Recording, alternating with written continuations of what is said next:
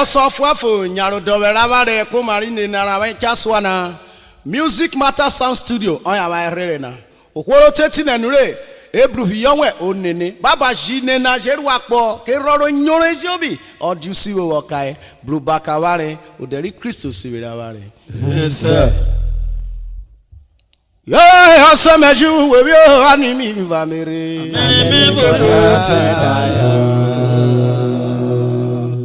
Amawa chewewe ibiriwe faro baba. Okuri leju we bio animi vamere. Kidie warori. Apama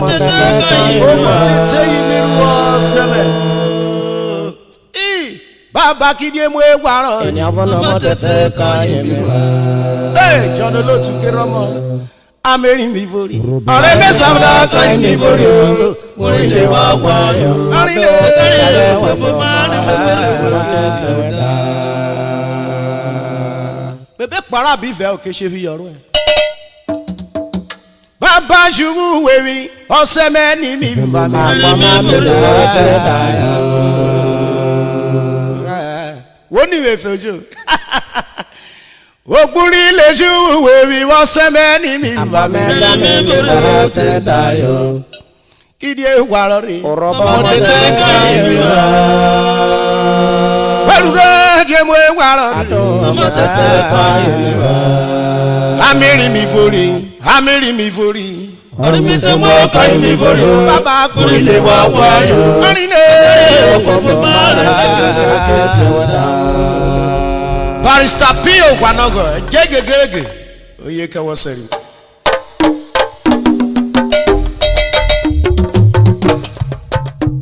Ile.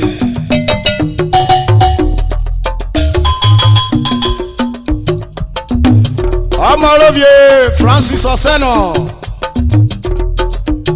Agbaruvolo gara.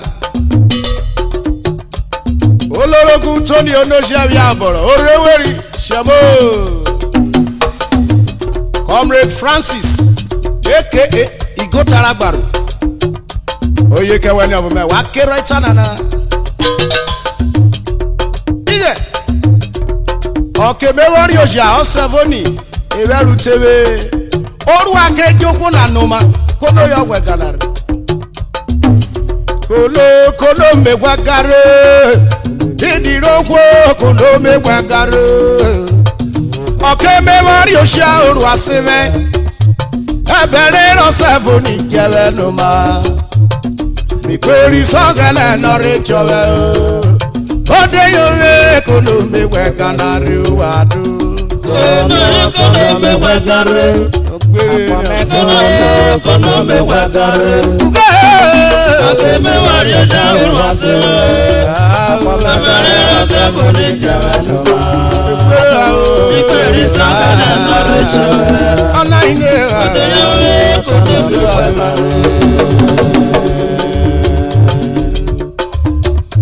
Womwepewe opinoko Joshua play ni muwe. Kidi eke muwe yara. Ozige. Oye kewo alaba. Dio abe pare. O peri. Kono megwagare. Ini aboma kono megwagare. Apomo akeme wari ojawo aso. Ajika mo mewora kele. Sevoni jawe no. Avoka rosi udede ro e. Ikiri songane no rechawe. Kono yowe kono megwagare. Robo meado. Kono megwagare. Orile. Akeme wari ojawo aso. Ebere sevoni jawe no. Ofojeru robo. Ana ine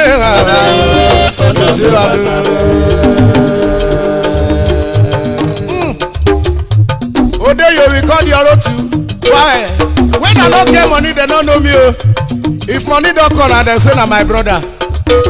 Where me with you for relate? You want me for whether wafi? Abandon property. Maybe no wrong now.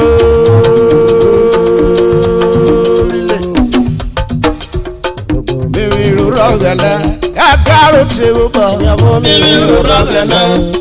Egaro tewoba. Enugo egaro tewoba. Umuchira pewe utewoba.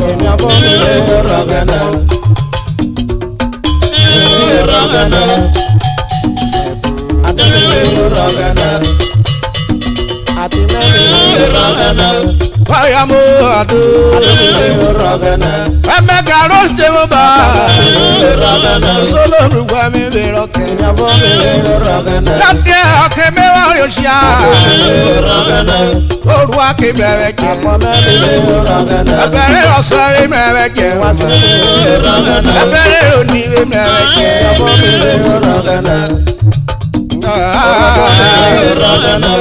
Yavomo ado. Ipe yami wori we mlewekia. Yano kona kunure. Babo ado. Bede ya blugbe ya. Yate koko na butu ma otewe kai. Ayi bi ni esware. Ikwo me faderi ebo ishobi. Oko sky o my brother. Oyewe foto da mara mi awa. Babo ado. Yavomo ala yere. Akebe warioshia. Ebi baby yiru. Aye si ni ru.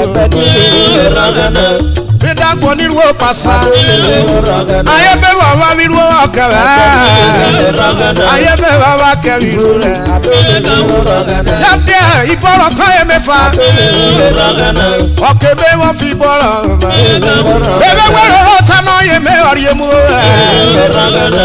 Aye mre mugero. Emi butu me emuro pepe. Egbo wo me emuro pepe. Agba na jatwa jewe. Uwe wi chesegewe. Ejeri da ne jeru mi owo. Babo ade. Ebuda gwa bia ke pere ri da. Search yourself no ma wesi o.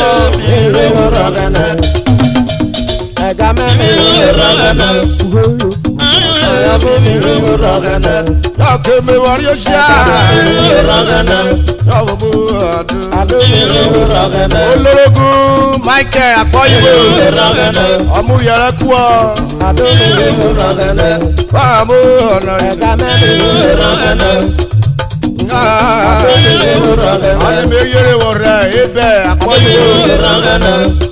Ayolorogun.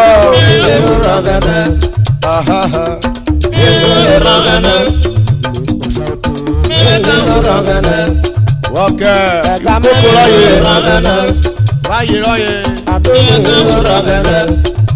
ITY. Biro wari obo waruru oguye na nare. Wajabu yere rogane. Jabu yere rogane. Okora ko biwigo. Ye loko na sware. Eki kayo kwochwa. Nobody ki yo wirora. Nobody ki yo. Odi oti oye kayo wa. Okora le araruruwe. Okero si wara. Oni aboma o si onada kanu.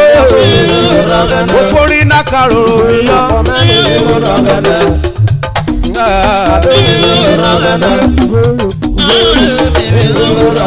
Amri kweku amle kwore. Akwore wona reruere. No quarrel, no settlement.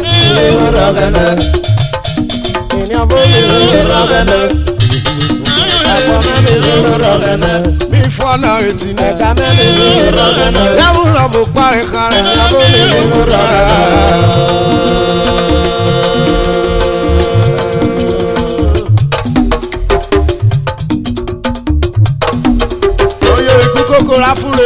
Club of Nigeria. Ekuyaiba. Atorobiyo pe year 2001. Okoro Atorobiyo Miracle Michael. Ubojo. Oejo kidi agbara rukoko na.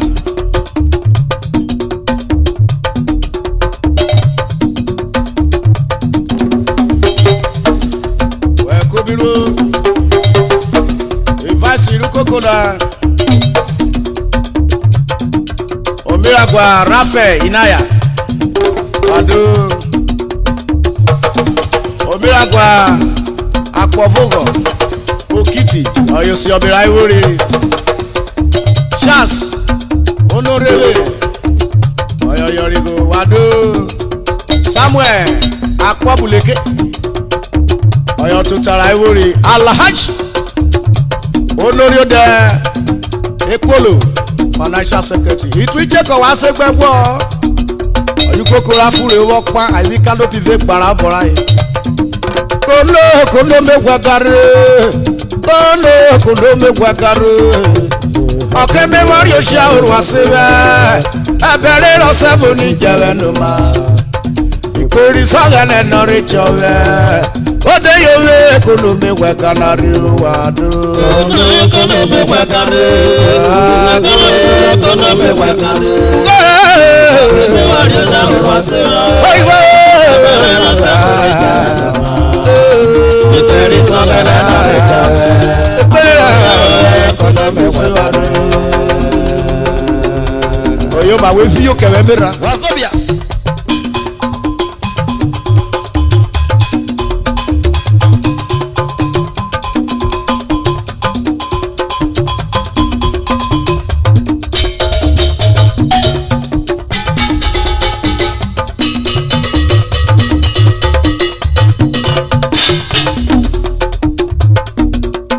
Tare engineer Efeojo Usa ready go Ande miru yere wake ikona na eri ukacha wakoye Double chief Osigidi Omorowa The torchlight of Ovedje Kingdom Osi Omorevie Dikani President of Ovedje Auto Park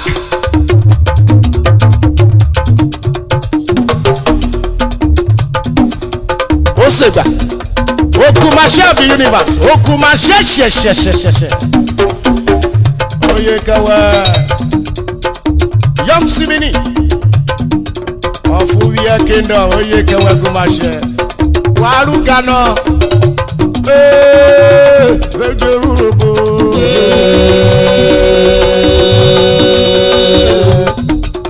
Oturu koro me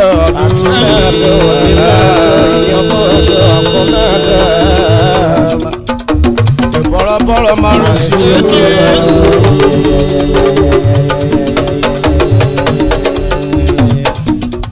Ora voka be mlere roje wofu You be pregnant woman You carry pikin for back and you get belle You dey do low waist What you dey see na Awa for life Naija Ekeri popo ro shere na Kone ro rueri mi ge ne ribu won Se water eto Shara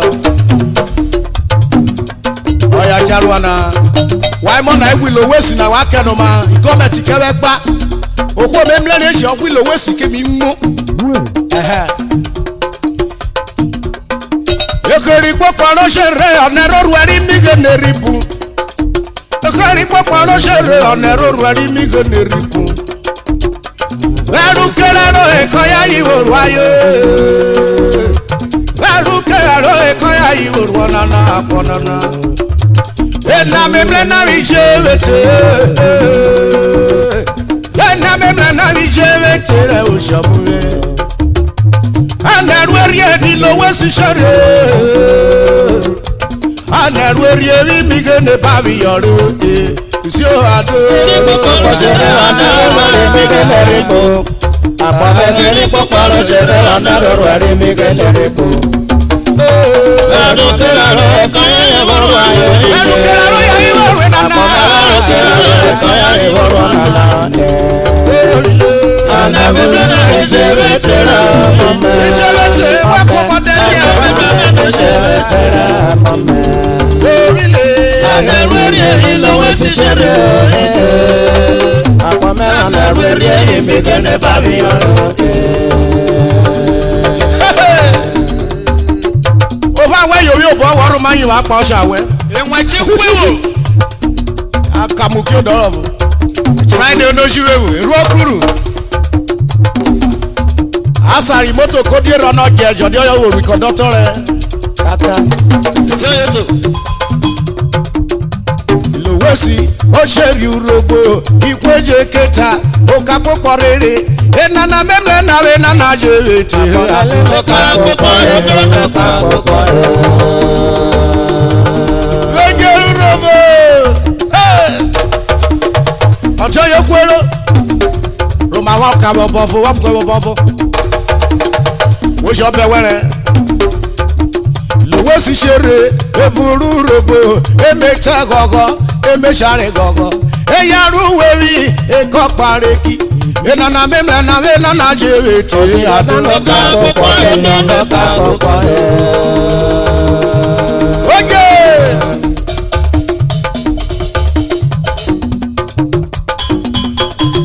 Tani lówó sí òṣèré Ugani, tani lówó sí òṣèré Sapele, tani lówó sí òṣèré Ìwọ̀rí, ó dé tó budu abẹ́lò rẹ̀, ó kò mẹ́gbẹ́ paro, gbogbo pa bá paro, ó bá paro rọ iná fún kwari. Dáfọ̀ ó dé tó bó pẹ́ àmì rẹ̀, èfúrí ṣọ́ọ̀ṣì, jẹ́rù ìlówó sí, èfúrí kùsẹ́dì, jẹ́rù ìlówó sí, ó kò pín wọ̀rí, wọ́n mú bòrè bí ànàmé nánà jẹ́rẹ̀ tí àti mẹ́ta oye.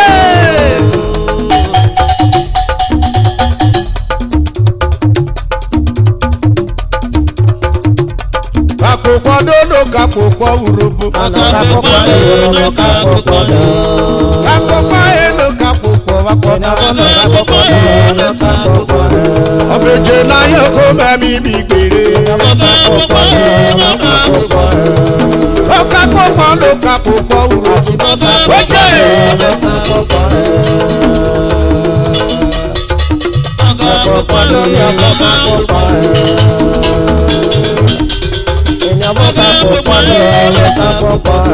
Ìlọ́wọ́ sì ṣeré abẹ́mú rẹ̀. Ó ṣàrẹ̀rẹ̀ ṣì bẹ́ẹ̀ ti rú wèrè. Adékì bẹ́ẹ̀ ti ráyè méyà oṣù gbogbo owó tí a kún fọ́ lówó èso. Old papa you dey do lowe so mama you dey do lowe sí no good o. Epo kò wọ́n ráyè wò rí èbìbì yá.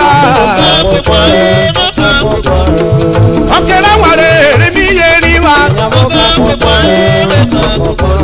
Epo kò wọ́n ráyè wò rí èbì yá.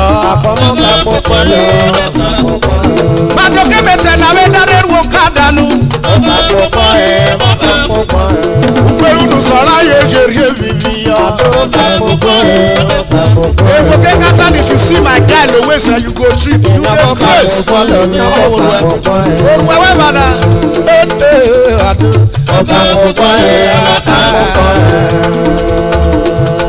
Efue.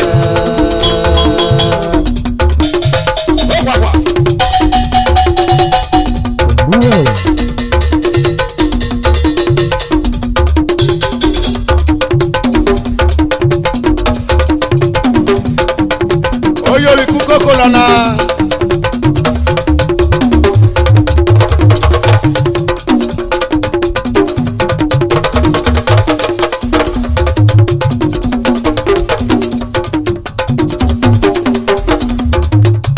Ukokori unity of friends. Ugane yeba. Oseru koko lana evangelist of Ovedje Ayonuwe. Wonderful. Ayonuwe rawe.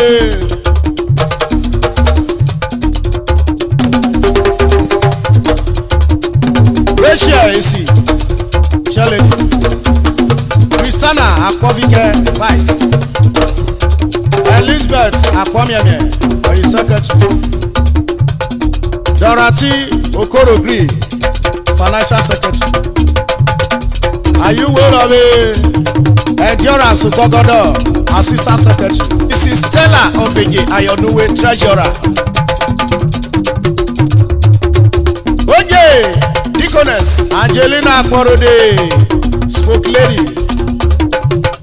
Hello, Ojugo,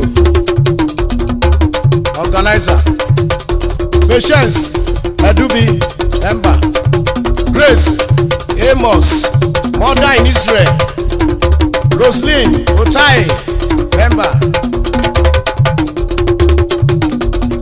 Amotejogbo, Omoluku, Enikwo Kokore Medio Sewoke, Imira Guaido, Benedita Ejijewe, Provost, Rose Kofi, PRO, Onomejabin, Ember.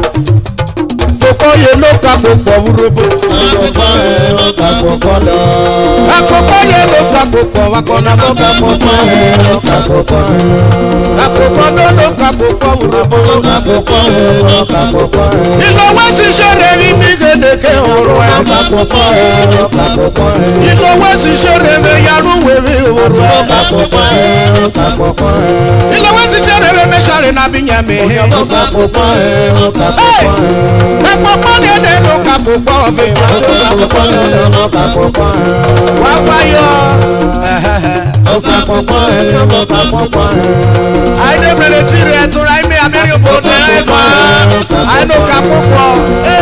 Èyà ìfìrẹ́ ṣèdúró kú ọ̀tá mi ìfìrẹ́ yẹn. Àìlóka púpọ̀. Lówó èsì wéṣọ̀wọ́. Ló ka púpọ̀ lọ. Ló ka púpọ̀ lọ. Òtúkọ̀ náwó dé pọ̀ náà. Ló ka púpọ̀ lọ. Ló ka púpọ̀ lọ. Oyoma, wépe fíyó. Wépe kúrò. Gbogbo nyokwo. Omiragwa Sunday, Ejime. Ọmọdé ẹwẹ́ mi agbára. Music Matter Sound Studio, Ọ̀pọ̀kọ̀kọ̀. Engineer Sule. I dey see your pattern o, my brother. Damilare, assistant engineer. Mr. Francis. Studio manager. All carried. Madam Tietie, staff. Mr. Christian, staff. You are all blessed in Jesus' name. Amen.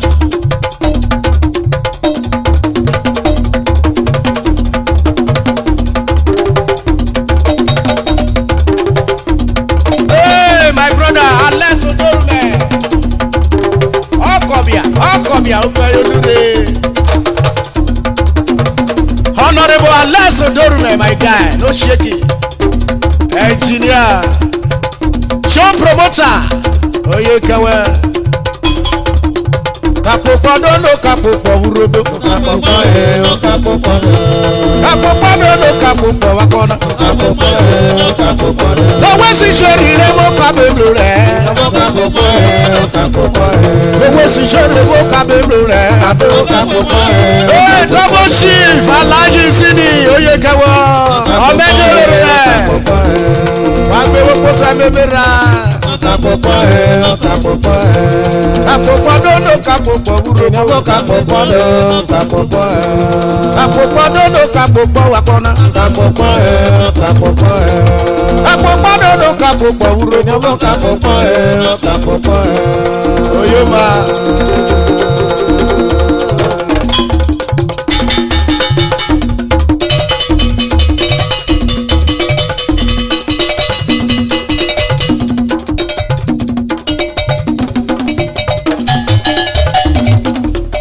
Yoye.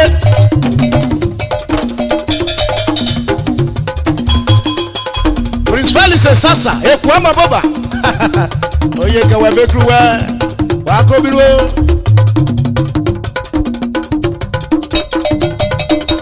Oyekewe Wawade. Ile. Kapopọ̀ ló kapopọ̀ wúrobo. Akokoye ló ka púpọ̀ lọ. Kapopọ̀ ló kapopọ̀ wakọ̀nà. Akokoye ló ka púpọ̀ lọ. Kapopọ̀ ló kapopọ̀ wúrobo. Ló ka púpọ̀ lọ. Ló ka púpọ̀ lọ. Kapopọ̀ ló kapopọ̀ wúrobo. Ló ka púpọ̀ lọ. Ló ka púpọ̀ lọ. Praise the Lord. Hallelujah.